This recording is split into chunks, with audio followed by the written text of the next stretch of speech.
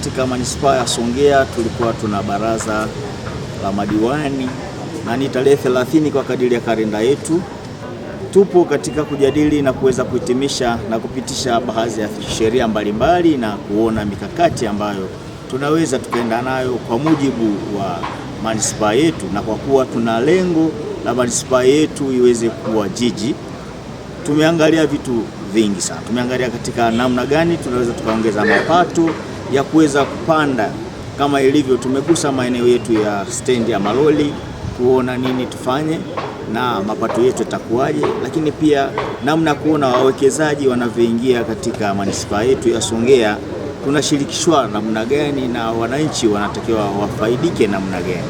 Eneo lolote ambalo kunakuwa na au uboreshwaji wa sheria ndogo ndogo, hatuwezi kutumia sheria zile zile za mwanzo tukasema tunapandisha mji, lakini kinachokuwepo sio kwamba tunatoa sheria ambazo zinakuwa mpya sana, isipokuwa tunatengeneza na kuboresha kwa kuangalia sheria zile ambazo zinaendana na mji. Kwa hiyo uboreshwaji wa sheria ni pamoja na kuweza kuongeza pato ambalo linatakiwa liendelee na wananchi wajue kwamba sasa tuna ukuaji wa mji wetu, basi kuwepo na mabadiliko katika maeneo mbalimbali. Kwa maeneo mbalimbali tunaweza tukaona namna katika utoaji wa ushuru, katika utoaji wa tozo mbalimbali.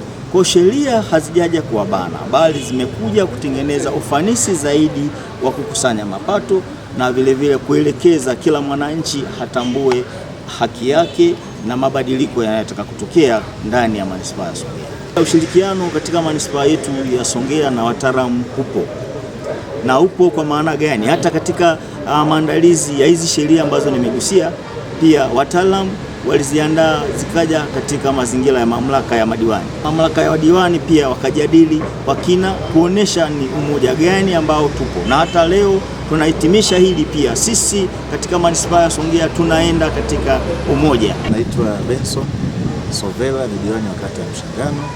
Sheria ndogo ndogo zinalenga kwenye kukuza ukusanyaji wa pato la halmashauri. Madiwani kwa ujumla wetu tumeomba hizi sheria zisiwe kandamizi, hasa kwa wananchi wetu, kwa sababu lengo kubwa tunawatumikia wao. Sisi tupo kwa ajili ya wananchi. Zaidi kubwa tukusanye mapato kwa kiwango kikubwa, lakini bila kuwaumiza. Lakini vile katika ardhi, miji yetu ipimwe ili kupunguza migogoro ya ardhi inayotukabili. Lakini pia wawekezaji wetu sasa katikati ya soko letu, lengo letu mji wetu kuja kuwa jiji. Sasa katika sera yetu ya kuwa jiji lazima pia mji wetu upangwe vizuri.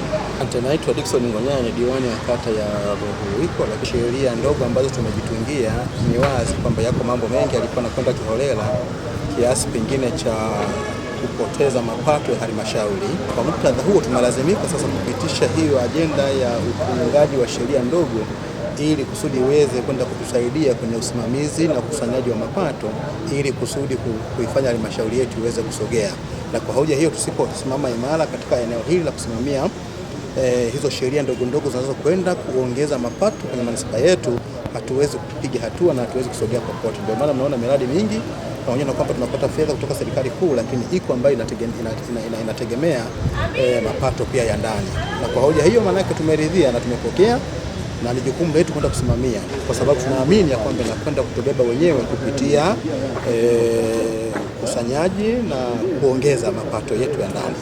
Lakini tumesikia habari pia za mipango miji, na hoja kubwa ikiwa kwenda sasa kusimamia utaratibu wa namna ambavyo mipango miji inatakiwa isimamie, hususani kwenye mambo ya ugawaji wa ardhi, usimamizi wa mipaka na vitu vya namna hiyo. Na ni kweli migogoro mingi katika maeneo yetu inatokea kwa sababu ya mipaka ya ardhi na miji.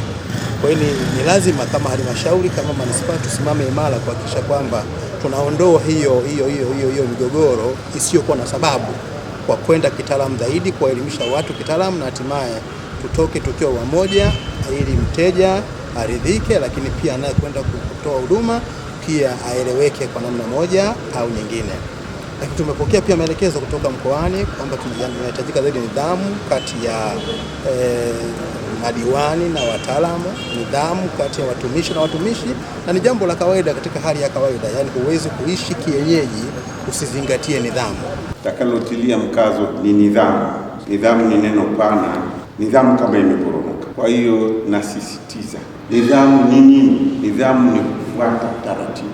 Formality haiwezi kuondoa utaratibu. Sijui ataitwa TARURA wa Marekani, sijui fatwa imetolewa, lazima itekelezwe. Sisi hilo la kwanza. La pili ni uzalendo. Uzalendo katika mataifa ya Kiafrika unaporomoka sana. Tujifunze, lazima wataalamu, lazima wanasiasa, tunapofanya shughuli zetu tuwe wazalendo kwa nchi yetu. Kama mkoa tunasisitiza amani, umoja, upendo kati ya waheshimiwa madiwani, wakuu wa idara na watumishi kwa ujumla. Mheshimiwa Mwenyekiti, halmashauri zetu zimeundwa na pande mbili au tatu tofauti. Kuna baraza la madiwani ambao unaliongoza Mheshimiwa Mwenyekiti, lakini kuna wataalamu, wakuu wa idara. Hao wataalamu nao ni kiungo muhimu sana katika kuendesha halmashauri. Tunakuwa na uzoefu maeneo mbalimbali kati ya wataalamu na waheshimiwa madiwani hawaendi sawasawa, lakini kama mkoa tunapenda kusisitiza tukiwa mwanzoni kabisa wa utumishi wetu katika udiwani, ndio tunakuja ili baraza la tatu. Tuna safari ndefu sana. Katika safari hii hatutarajii kuona halmashauri yetu inavurugana na wataalamu kwa namna moja au namna nyingine, na ili tuweze kuitekeleza hii ilani, sharti la kwanza lazima kuwe na umoja, upendo na amani na mshikamano kati yetu. Sheria hii inayohusiana na madini ya ujenzi ni sheria ambayo hii hapa msingi wake inasimamia yaani kwamba madini ya ujenzi mtu anapoomba aombeje, kibali kitatolewa maeneo gani na mambo mengine. Tozo kwamba madini ya ujenzi mtu analipa shilingi ngapi, hiyo ipo na ipo kwenye sheria ya ada na ushuru ya manispaa ya Songea ambayo ishatangazwa tangu mwaka jana mwezi wa 7. Hiyo ipo. Hii sheria inaelezea namna ya usimamizi, na kuanzia mwaka jana tozo sasa madini ya ujenzi, kabla tulikuwa tunatoza kwa ukubwa wa gari, lakini sasa hivi tunatoza kwa kubiki mita kwa sababu tulikuwa tunapoteza hela nyingi. Kwa hiyo ukisoma sheria yetu ya 2025 ambayo imeanza kutumika tarehe 4 mwezi wa 7 inaelezea mchanga kubiki mita kadhaa mpaka kadhaa shilingi kadhaa, na imeanza kutumika na hatujapata changamoto. Mwanzoni watu hawakuelewa, lakini sasa hivi wanaelewa. Kwa hiyo hizi sheria kuhusiana na tozo liko kule na linaendelea, lakini sheria hizi ni za kawaida. Kwa mfano hizi sheria zimebezi nyingi hapa kwenye kuregulate usafi wa mazingira. Lini tutafanya usafi? Nani anatakiwa kufanya nini? Nani anatakiwa kufanya? Usipofanya hivi na mkurugenzi